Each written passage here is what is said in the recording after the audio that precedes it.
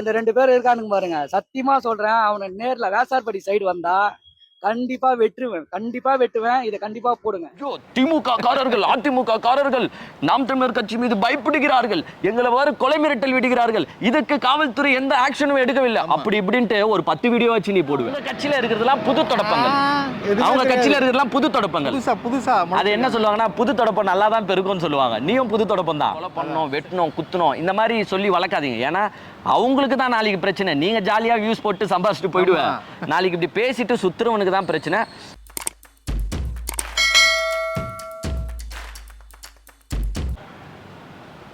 Thennagam Vishnu bro, ஆனா நீங்க வந்து அந்த கட்சியில ஏன் இருக்கிறீங்கன்றதை இப்ப நான் புரிஞ்சுக்கிறேன். கண்டிப்பா புரிஞ்சுக்கிறேன். ஏன்னா உங்களுக்கு அவ்வளவு அறிவு நிறைய இருக்கு. ஏன்னா அவர் என்ன சொல்லியிருக்காருன்னா, மூளைஸ் லாட்ஸ் ஆஃப் மூளைஸ் யூ ஹேவ் அப்படின்றத நான் புரிஞ்சுக்கிறேன். ஏன்னா எங்களை வந்து ஒருத்தர் கொலை மிரட்டல் விட்டாருங்க. நாம் தமிழர் கட்சியை சார்ந்த ஒரு தம்பி ஒரு வீடியோ போடுறாரு. இதை நாம் தமிழர் தம்பிகளே இந்த நியாயத்தை கேளுங்கன்ற, வேற எதுவும் கிடையாது. இப்போ நாம் தமிழர் தம்பிகள் கிட்ட மட்டும் நான் பேசுறேன். இப்போ வந்து அவர் என்ன கொலை மிரட்டல் விட்டாருன்னா, அவங்கள எங்க பார்த்தாலும் வெட்டிடுவேன், குத்திடுவேன் அப்படின்னு கொலை மிரட்டல் விட்டார். ஆட்டோல தேடின்னு இருக்கேன் அப்படின்னு ஒரு கொலை மிரட்டல் விட்டார். நாங்க என்ன பண்ணோம், நார்மலா என்ன ஒரு கருத்து பரிமாறிக்கலாம். நீங்கள் வந்து நாங்கள் எதனா பேசுறது ஹர்ட் ஆகியிருந்தா கமெண்ட்ஸில் போடுங்க, ஒரு கருத்து பரிமாற்றம் இருக்கலாம். ப்ரோ நீங்கள் சொன்னது தப்பு, இதுதான் கரெக்ட் அப்படின்னு சொல்றதுல தப்பே கிடையாது. கண்டிப்பாக. ஆனால் வெட்டிடுவோம் குத்திடுவோன்றது சட்டப்படியே தப்பு. ஸோ நாங்கள் சட்டப்படி என்ன பண்ணணுமோ கம்ப்ளைண்ட் பண்ணோம். அவரை தூக்கிட்டு வந்தாங்க. சரி, அங்கே சில இதெல்லாம் நடந்துச்சு, அதை நான் சொல்ல விரும்பல. அவர் அப்புறமா சாரி கேட்டார். சரி, ஒரு வீடியோவும் போட்டார். அதை வந்து நாங்கள் ஒரு வீடியோவாக நாங்கள் போட்டோம். அவன் பேர் கூட தெரிஞ்சுக்க அளவுக்கு அந்த ஆளு பெரிய ஆள் கிடையாது. இப்போ டிஎம்கே பார்த்தீங்கன்னா எல்லாருக்கும் 1000 ரூபாய் கொடுக்குது, அவங்களுக்கு மட்டும் 5000 ரூபாய் கொடுக்குது. அதுதான் வித்தியாசம். வேற அந்த 2 பேர் இருக்கானுங்க பாருங்க. சத்தியமா சொல்றேன். அவனை நேர்ல வேசார்பாடி சைடு வந்தா கண்டிப்பா வெட்டுவேன். கண்டிப்பா வெட்டுவேன். இதை கண்டிப்பா போடுங்க. இல்ல நான் போவலண்ணா, ஒரு ஆளு மேல நீ இப்படிதான் பண்ணி நீ அவங்கள தாழ்த்தணும்னா அது எப்படி? முதல்ல டிஎம்கே ஒழுங்கா, நான் கேட்கறேன். டிஎம்கே ஒழுங்கா, ஏடிஎம்கே ஒழுங்கா, காங்கிரஸ் ஒழுங்கா, பிஜேபி ஒழுங்கா? எவனோ யோகியம் கிடையாது. சத்தியமா அவன் மேல செம்ம டென்ஷன்ல இருக்கிற, கோபத்துல இருக்கிறேன். எங்கன்னா ஆட்டோ ஓட்டும் போது பார்த்துன்னு தான் இருக்கிறேன், எங்கன்னா மாட்டுவானான்ட்டு. மாட்டானா பொழுதுருவேன், 2 பேரையும் பொழுதுருவேன். இதை ஓப்பனா போடுங்க, நான் பார்த்துக்கிறேன்.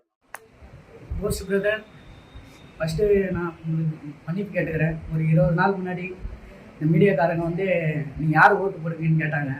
நான் சீமானுன்னு சொன்னேன். அவங்க என்ன சொன்னாங்க, ரோஸ்ட் பிரதரை பற்றி நீங்கள் என்ன நினைக்கிறீங்க அப்படின்னு சொல்லிட்டு இது பண்ணி அவங்களே கேட்டாங்க. நான் உணர்ச்சி வசப்பட்டு அவங்கள வெட்டிடுவேன் குத்திடுவேன்னு சொல்லிட்டு நான் கொஞ்சம் பகிரமாக பேசிட்டேன். ஃபஸ்ட்டு அந்த வார்த்தை பெரிய தவறான வார்த்தை. பப்ளிக் யாரும் இந்த வார்த்தையை யூஸ் பண்ணாதீங்க. அரசுக்கு ரொம்ப இதுவான வார்த்தை அது. இந்த மாதிரி வந்து யூஸ் பண்ணாதீங்க. அதே மாதிரி ரோஸ்ட் பிரதர்ஸ் கிட்ட நான் அது விழிப்புணர்வு வீடியோ. பெருமைக்கு நாங்க வந்து என்ன சொன்னோம்னா, யாருமே இப்படி பண்ணாதீங்க, மறப்போம் மன்னிப்போம் அப்படின்ட்டு. அந்த நாம் தமிழர் தம்பியை யாரு எங்களை வெட்டுறோம் குத்துறோம்னு சொன்ன தம்பியை மன்னிச்சு தான் விட்டோம்.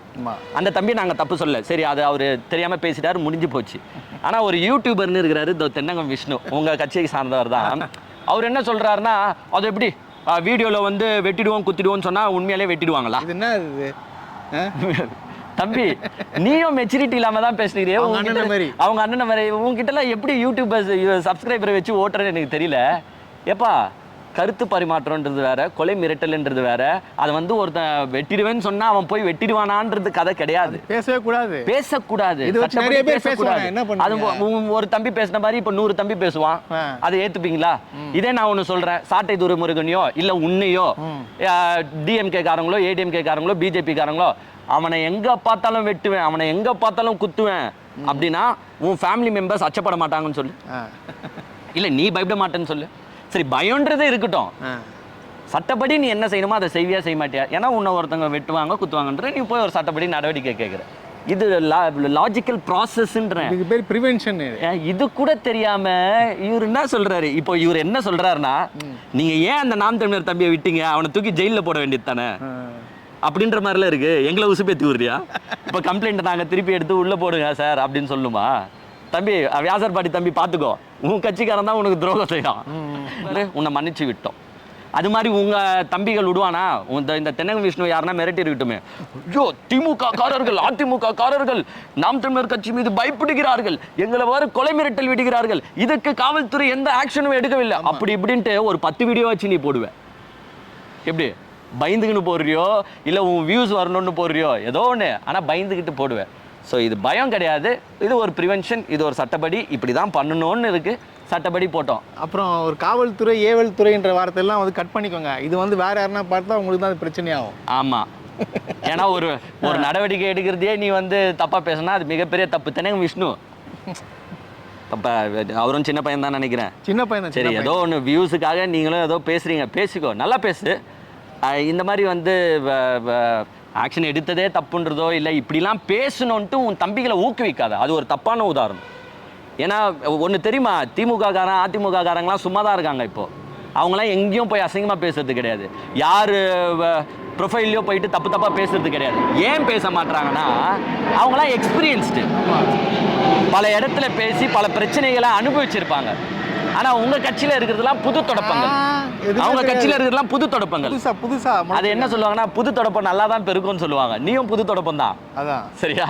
நீயும் நல்லா தான் பெருக்க, கொஞ்ச நாள் பார்த்து கொஞ்சம் பேசிக்கோங்க. ஒன்றும் கருத்து பரிமாற்றம் பண்ணலாம். இப்போ நீங்கள் எங்களை பற்றி பேசுங்க, நாங்கள் உங்களை பற்றி பேசுகிறோம், அதெல்லாம் நோ ப்ராப்ளம்.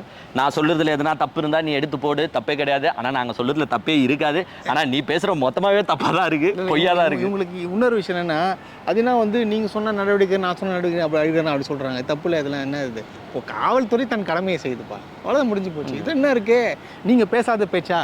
உடுப்பா சீமான் அண்ணன் பேசாத பேச்சா? மற்றவங்கள ஏன் சாட்டை துரைமுருகன் பேசாத பேச்சா? இல்லை, அதெல்லாம் வந்து கேட்க மாட்டாங்க. இது என்ன, இது புரியல எனக்கு. அது யாரும் அவங்க சட்டப்படி நான் காவல்துறை வந்து நான் இதில் இது வைக்கிறேன். இந்த மாதிரி பேசுகிறவங்களெல்லாம் நீங்கள் சும்மா விட்டு வச்சிருக்கிறீங்களேன்ட்டு. பரவாயில்ல, தென்னகம் விஷ்ணு மன்னிச்சு விட்டுருங்க, அதெல்லாம் ஒன்றும் நடவடிக்கைலாம் எடுக்காது. பாவம் எடுக்க மாட்டோம், பாவம் தம்பி ஏதோ தெரியாமல் பேசியாச்சு. இருந்தாலும் தென்னகம் விஷ்ணுக்கு ஒரு நான் பெரியவனா சின்னவனான்னு தெரியல, சின்ன ஜஸ்ட் அட்வைஸ் இல்லை ஒரு ரிக்வெஸ்ட் தான். உங்கள் கட்சிக்கார பசங்களை வந்து நீங்கள் வந்து ஆக்கப்பூர்வமாக கருத்து சொல்லி வளங்க. இது மாதிரி வெறுப்புணர்வோ இல்லை கொலை பண்ணோம் வெட்டணும் குத்தணும் இந்த மாதிரி சொல்லி வளர்க்காதீங்க. ஏன்னா அவங்களுக்கு தான் நாளைக்கு பிரச்சனை. நீங்கள் ஜாலியாக வியூஸ் போட்டு சம்பாதிச்சுட்டு போயிடுவேன், நாளைக்கு இப்படி பேசிட்டு சுற்றுறவனுக்கு தான் பிரச்சனை. ஸோ தம்பிகளுக்கும் சொல்லிக்கிறேன், எதா இருந்தாலுமே ஆக்கப்பூர்வமாக கருத்தை சொல்லி டீல் பண்ணுங்கள். வன்முறை வேண்டாம், எப்போவுமே ரோஸ்ட் பிரதர் சொல்லுறது வன்முறை வேண்டாம். மறப்போம், மன்னிப்போம், கருத்துக்களால் கையாள்வோம். இது வந்து நாங்கள் பயந்துட்டோம் நீங்கள் நினச்சாலே எங்களுக்கு சந்தோஷம்தான். நாங்கள் பயந்துதாவே இருக்கட்டோம்ப்பா. நீங்களாம் பெரிய ரவுடிகள் தான், பெரிய டான்கள் தான். தென்னகம் விஷ்ணு உட்பட எல்லாமே வந்து அப்படியே அவங்க பாட்டம் பரம்பரை மூர்க்கமா. நீங்களாம் வந்து எங்கள் அண்ணன் சீமான் அண்ணன் சொன்ன மாதிரி பீஃபை சாப்பிட்டு இப்படி தெம்பால நாங்கள் ஏதோ சோம்பேறி மாதிரி இப்படி தான்ப்பா இருக்கிறோம். நீங்களாம் கெத்து தான்ப்பா, பெரிய ரவுடிஸ் தான். போதுமா? சந்தோஷமா? இப்போ இந்த வீடியோ பார்த்து தென்னகம் விஷ்ணு தன்னை தானே சந்தோஷப்படுத்திக் கொள்ளவும், நம்ம ஜெயிச்சிட்டோம், ரோஸ்ட் பிரதர்ஸ் பயந்துட்டாங்க, நம்மளை பத்தி பேசிட்டாங்க, நம்ம வீடியோவை பார்த்து பயந்துட்டாங்க. Be happy Thennagam Vishnu. எங்களால் உனக்கு கொஞ்சம் வியூஸ் வருதுன்னா சந்தோஷம், நல்லா இருக்கு. எப்பவுமே எங்களால் நீங்கள் நல்லா இருக்கிறீங்கன்னா சந்தோஷமாக இருங்க. இதுக்கு நீ ஒரு வீடியோ போட்டுருந்தாலும் ஓகே, அதுக்கும் நான் ரிப்ளை தரேன். பட் வார்த்தைகளை அளந்து பேசவும், கருத்தா போடு, வன்முறையை தூண்டுற மாதிரி போடாத. ரோஸ்ட் சார்பாக ஒரு ரிக்வெஸ்ட் தான், இதை தப்பாக எடுத்துக்கிட்டாலும் பரவாயில்ல.